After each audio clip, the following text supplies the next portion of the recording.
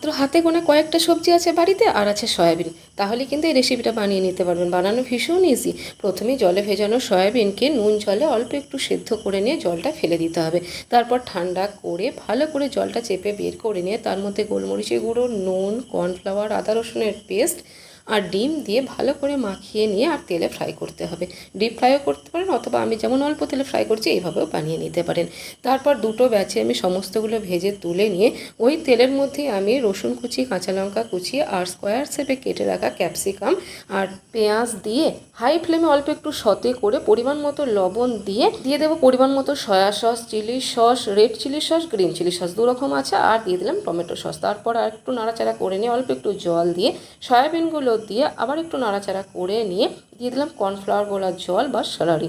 তারপর 1 মিনিট মতো রান্না করে ওপর থেকে একটু তিল ছড়িয়ে দিয়ে সার্ভ করে দিলাম। রেসিপি ভালো লাগলে please like, comment, share, subscribe and follow.